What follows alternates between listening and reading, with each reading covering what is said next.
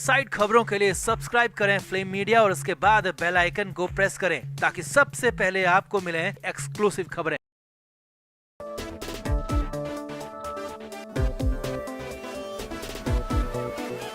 आदिल दुर्रानी और राखी सावंत का मामला लगातार तूल पकड़ता जा रहा है। लगातार इसमें अपडेट्स आ रहे हैं, लगातार बवाल हो रहे हैं। अब इस बीच पुलिस रिमांड पूरी होने के बाद आदिल को एक बार फिर से जुडिशियल कस्टडी यानी कि जेल भेज दिया गया है। लेकिन इससे पहले कोर्ट में सुनवाई हुई और उसी सुनवाई के दौरान कोर्ट में बहुत कुछ ड्रामा हो गया। जी हाँ, कोर्ट के अंदर राखी और आदिल के बीच गर्मा गर्म बहस हो गई। यहाँ तक कि आदिल पर राखी सावंत बुरी तरह से पिल पड़ी और फिर आदिल ने भी राखी को तीखा और जबरदस्त जवाब दे डाला, जिसके बाद कहा जा रहा है कि राखी ने तो कोर्ट को भी नहीं छोड़ा और कहीं उल्टा राखी सावंत ही केस के चक्कर में ना फंस जाए। तो क्या हुआ कोर्ट रूम के अंदर, क्या है एक्चुअल और असली खबर, सब कुछ आपको दिखाते हैं और बताते हैं। आप भी इस वीडियो को शेयर करें और कमेंट बॉक्स में अपनी राय जरूर दें कि आपकी नजर में कौन है सही कौन है गलत, कमेंट जरूर करें। तो 20 फरवरी को आदिल दुर्रानी की पुलिस रिमांड खत्म हो गई। ओशिवारा थाने की पुलिस आदिल को लेकर कोर्ट पहुंची और कोर्ट में आदिल को पेश किया गया।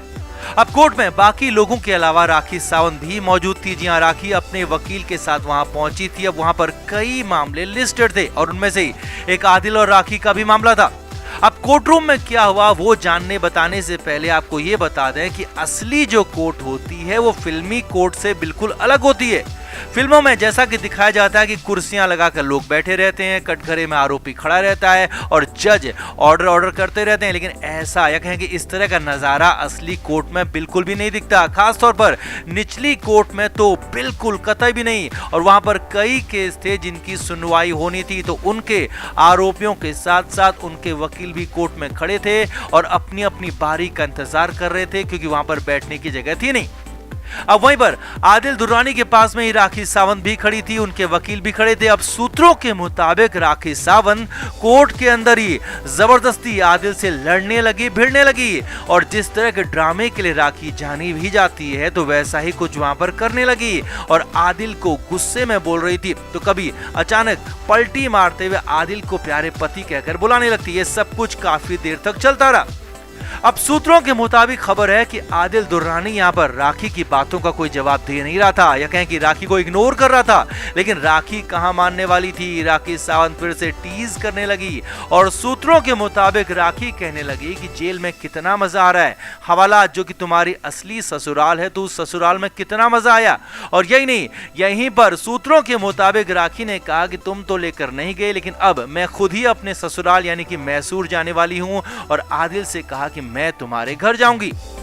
अब खबर है कि यहीं पर आदिल दुर्रानी भी भड़क गया और गुस्से में आदिल ने कह दिया कि मेरे घर से, मेरे परिवार से दूर रहना। जी हाँ, सूत्रों के मुताबिक इसके बाद राखी भी कहने लगी कि मैं ही तो अब तुम्हारा परिवार हूं, तो वहां पर भी बवाल हो गया।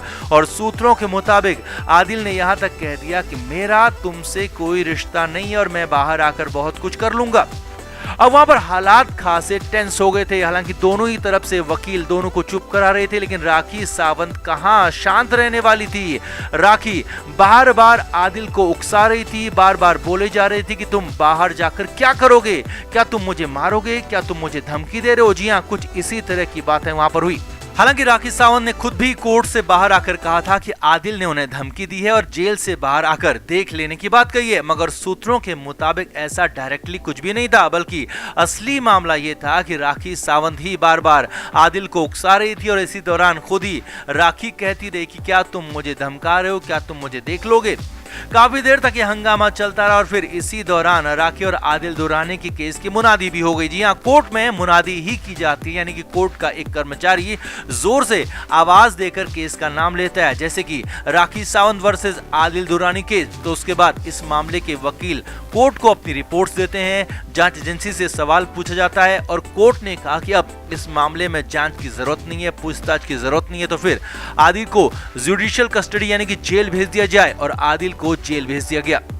हालांकि वहां पर मैसूर पुलिस भी मौजूद थी और मैसूर में आदिल पर धारा 376 का जो केस था, उस केस में भी आदिल की पूछताछ की मांग हो रही थी और उस मामले में 24 फरवरी को सुनवाई होनी है। तो इसके लिए भी कोर्ट ने ट्रांजिट रिमांड दे दी, यानी कि 24 फरवरी को मैसूर पुलिस आदिल को लेकर जाएगी और मैसूर की कोर्ट में पेश करेगी और वहां पर भी इस मामले पर सुनवाई होगी।